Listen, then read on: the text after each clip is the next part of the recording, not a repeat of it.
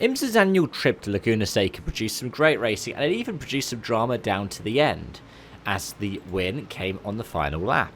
And it's been great news for Lauren Heinrich, having gotten past the Cadillac of Bamber and Aitken, because what it's meant is that Heinrich is now in the championship lead by himself from Aitken.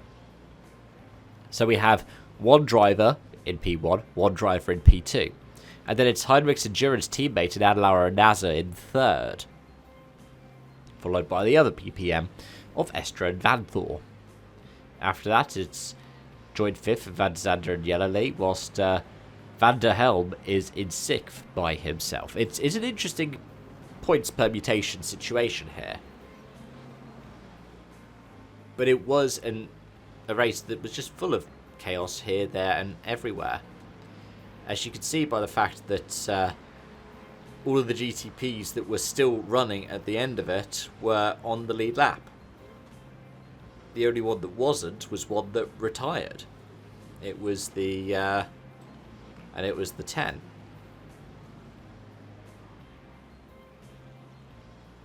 But it was one that we did see lots of battling on track. We saw battling between various different class leaders and class winners.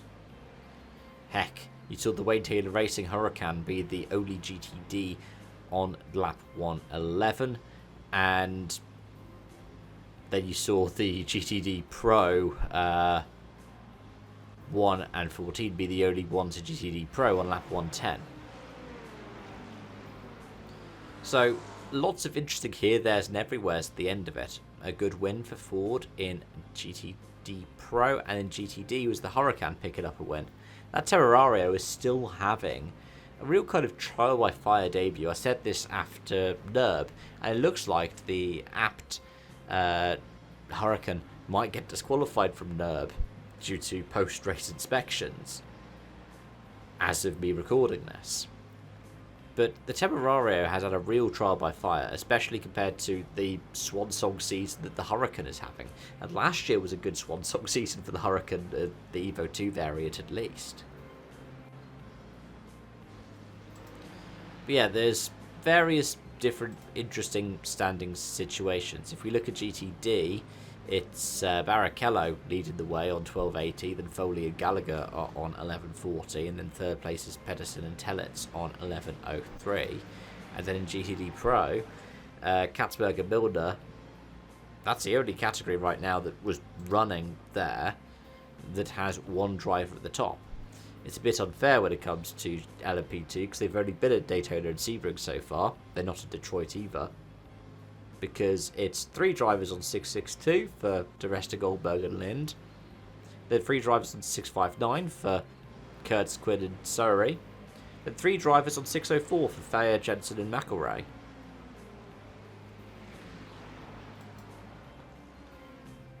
But yeah, GTD Pro has a similar kind of situation in that the top 6, the whole top 9 are all cars paired off. The only standalone you get is Max Hesse in 10th. That's the first one that you get. And even then, that's because he's the endurance driver for De Filippi and Verhagen. Anyways, folks, let me know any thoughts, feelings, or observations you had for Laguna in the comment section down below. As always, thanks for watching, thanks for joining, thanks for your continued support, but till next time, bye for now.